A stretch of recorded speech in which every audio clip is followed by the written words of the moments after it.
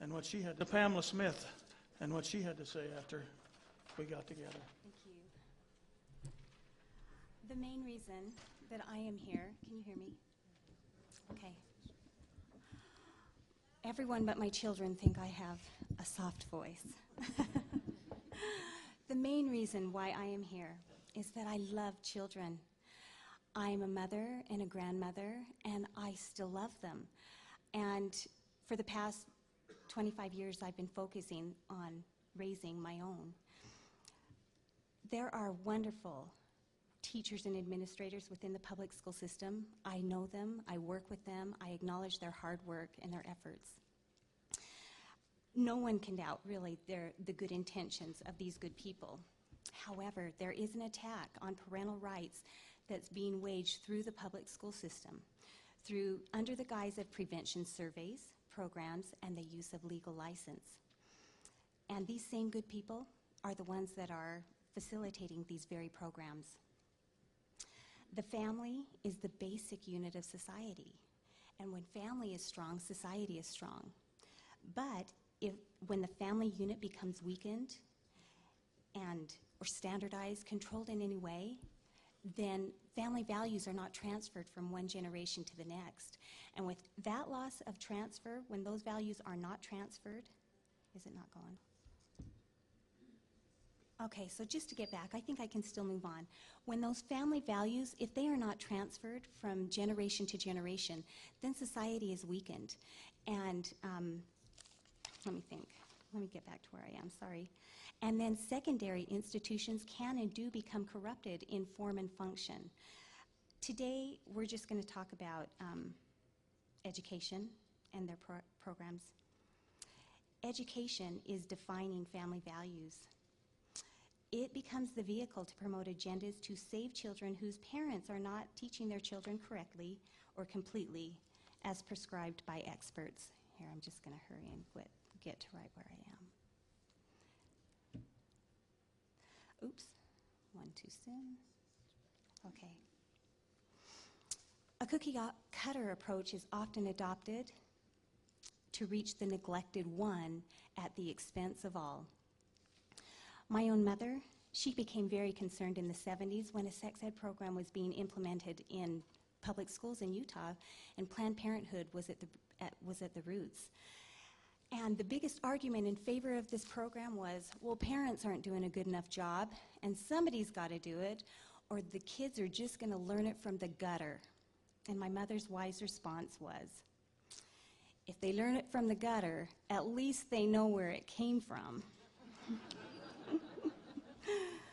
If school teachings conflict with the family values and are taught from a teacher whose position and title gives automatic credibility and authority, the result is confusion despite our best efforts as parents to teach them our own values. Parents must have the right and authority to choose and decide, therefore, what their children are learning and when it comes to values and morals. Parents should not leave the training of children to others. There seems to be a growing tendency to shift this responsibility from the home to outside influences. Constant training, constant vigilance, companionship, and being watchmen of our own children are necessary in order to keep our homes intact. It is the responsibility of the parents to teach their children. All other agencies are secondary. Let's just start with naming a few of these programs that are in our schools. Most of them are currently being used. DARE, SHARP, PNA, YRBS, Teen Screen. You may already be familiar with them. We're just going to go to the DARE program. At one time, it was used in 80% of the U.S. school districts in the nation and taught to 36 million students each year. Scientific evaluation studies between 2001 and 2003 consistently showed that DARE was ineffective in reducing the use of alcohol and drugs, and sometimes even counterproductive, meaning it was worse than doing nothing. The short answer, DARE didn't work, and it doesn't, and never has. One reason DARE failed is because it used statistics negatively. For example, they said, 10% of our children are using drugs, that's awful. In contrast, using stats positively looks more like 90% of our children aren't using drugs. That's awesome. DARE was one of the first prevention programs to be instituted in public schools. The tactics DARE used has failed. However, that doesn't mean they gave up. It just means they got smarter. Prevention programs today are embracing a new technique which they call social norming. Social norming uses stats positively instead of negatively. And this new approach is getting a lot of publicity and praise because it works. And it is being used to change societal perceptions. That's very important. I'm going to repeat it. It's a powerful tool to change societal perceptions. Any tool that can be used effectively for good can also be used erroneously. So therefore, we must be careful in discerning who is behind changing societal perceptions and what ideals they want put in place. I wanted to spend most of our time on the SHARP survey. It's the one-stop survey because it is all-inclusive. They've combined with the Department of Health, Human Services, and Education. I'd like you to participate with me on our own prevention survey adapted to the adult level. I will use the same techniques and repetition found in the SHARP, and I would like you to ask yourself these questions as you take this test. How do you feel? How many times do you have to declare your innocence? And notice how the questions establish value judgments. All right, let's see. How long were you married before you first cheated on your spouse? And you know, it's more than just kissing. Notice I'm assuming a value, assigning a value. How long were you married before you missed paying a bill or participated in pornography? How long were you married before you abused your spouse or went to bed worried? You can choose 1 week or less, 1 month, 3 months, and there is never. In the questions, continue in the same manner, and I'll illustrate. How many times in the last year have you cheated on your spouse? More than just kissing, and fill in the rest of the blanks. How many times in the last 30 days have you missed paying a bill? What are the chances you will be seen as cool if you participate in pornography or abuse your spouse? Now, think of your 4 closest friends. How would you feel if they abuse their spouses? Do your siblings do any of those things? And when I am an adult, I will take your pick. Now let's go to the actual Prevention Needs Assessment Survey, or the SHARP, administered to 6th graders as well as 8th, 10th, and 12th. Realizing that repetition is used in order to catch the liars, that's the method they use, the repetition, and Bach-Harrison, who implements this survey throughout 19 states, has asked us, everyone who went to a drug prevention conference down in St. George, asked us to become ambassadors to promote this survey. I'm just going to go over, for the sake of time, over the bold points. Notice, had more than a sip or 2 of beer, wine, or liquor.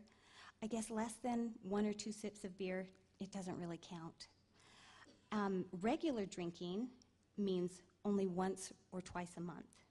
And stealing is okay if it's less than $5. Are these your values or somebody else's? Psychologically evaluative questions. During the past 12 months, did you ever feel so sad or hopeless almost every day for 2 weeks or more in a row that you stopped doing some usual activities? If a question were to be phrased this way in a court of law, it would be struck as leading. Again, how many times did you actually attempt suicide in the last year? Another leading question. Drug informative use and educational questions. I'll just point out SNUS on the bottom. If you didn't know this already, now you do, because they have conveniently included an explanation of what SNUS is and how it's sold. So then you know now. Okay, family life questions. What effects are these? We argue the same things over and over in my family. Well, yeah, sometimes. What effects will these have in asking our child, when they're taking this survey? If a child's family argues about something more than once, something must be wrong with their family. I deserve more things in life. Again, what ideas are being planted in a child's mind as they read these questions? I just want to go over one that I found that kind of is applicable to the social norming I was mentioning before. It's number 27, and I'm just going to read it to you because I don't have a slide. Why do you think kids join gangs? Please rate how important you think the following reasons are for kids to join gangs. And there are 5 choices. 1, 2, 3, 6 choices. And they're all really, I don't know, tell me what you think. Belonging, to feel like they belong to a group and are accepted by others. Security, protection and to feel safe so they won't get bullied. Certainty, to feel about themselves and others. It gives their lives meaning if they join a gang. Status and respect, to feel like somebody important, that they're better than somebody. Excitement, to do exciting things and have fun and thrills. No more skiing, no more roller coasters, just join a gang. Money, to make money and get stuff they wouldn't be able to get on their own. Okay, so because of time constraints, I'm just going to punch through these. Family relationship questions. Because of, just to conclude on the SHARP survey, the SHARP survey is presuming guilt. It plants in a child's mind. The child, in fact, has to proclaim their innocence 147 times. It provides a recipe card that could incite curiosity and experimentation, and it asks leading and intrusive questions on private family affairs. I love this one. My parents ask me what I think before most family decisions affecting me are made. In 6th grade, I bet I should do that. These are not my conclusions alone. A group of 8 independent professionals across the country had several concerns, a few of which I've listed. But of the concerns they had with the survey, what I see most important is the one on debriefing. After an experience such as taking the survey, a vital aspect of correctly processing all of the information is to discuss it with someone they trust, like a parent. There is a 15-minute window right after that is optimal for this kind of discussion. However, debriefing is not part of a protocol. A school is not equipped to provide it, and they don't even try.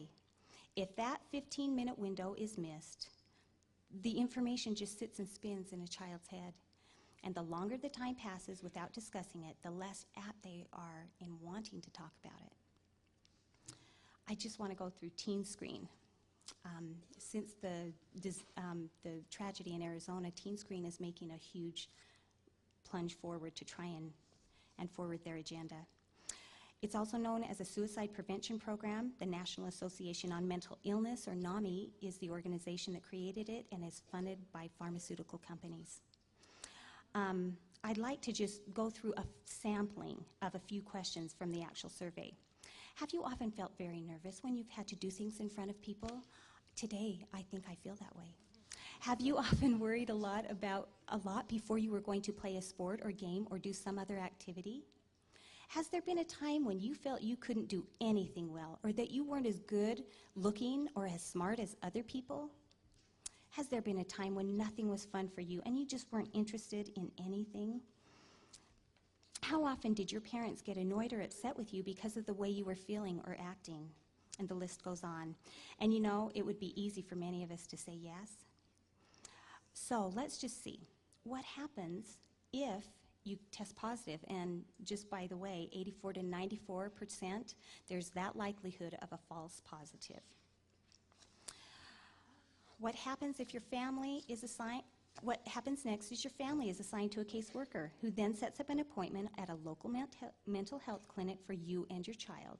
Follow-ups are made to make sure your appointment is kept, and these results are attached to your child's permanent record. The only treatment is psychiatric treatment. Nothing is mentioned about seeing a medical doctor first. Other factors such as diet, sleep, normal teenage emotions, those are ignored. 9 out of 10 children diagnosed with psychiatric disorders are treated with drugs. Teen Screen's goal is to get into every school district in the nation and to reach every 13 to 16-year-old in the country. So, how are they doing? Pretty sobering. Lucky for us, there is a law. It's called the Utah Family Educational Rights and Privacy Act. This law is based on the societal and legal premise that the family is the foundation of American culture and basic to the well-being of our nation. This law says that no survey can infringe on 8 protected areas without prior written consent from parents on psychological or psychiatric examinations, tests or treatment, or any survey, analysis, or evaluation.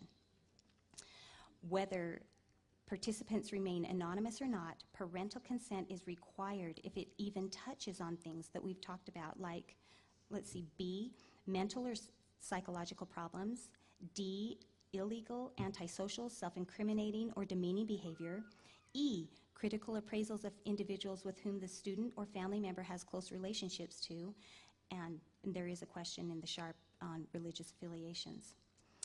This law can protect the sanctity of your home. What is it worth to you?